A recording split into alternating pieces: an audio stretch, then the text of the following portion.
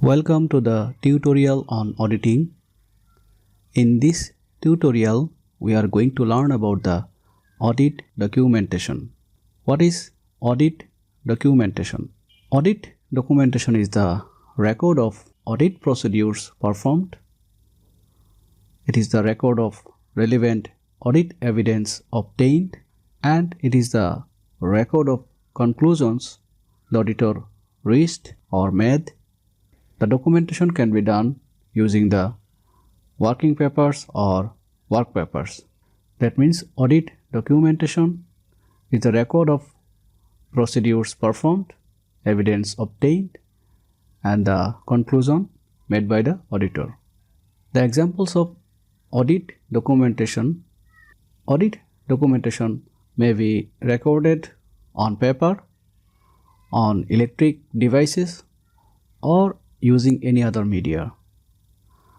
The possible examples of audit documentation are audit programs, analysis, issues memoranda, summaries of significant matters, letters of confirmation and representation, checklist, correspondence concerning significant matters.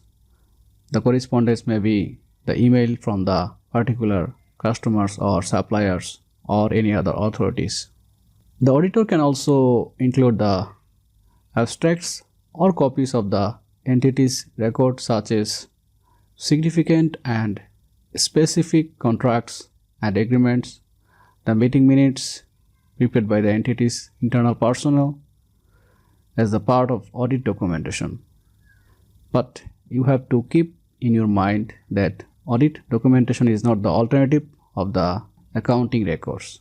Audit documentation will be the supporting record for forming the opinion in the audit report. That means in the audit documentation, we can use the supporting papers such as audit programs, analysis, memoranda, summaries of significant matters, letters of confirmation and representation, any checklist, and the corresponding email or any other corresponding communication regarding the significant matters. Thank you.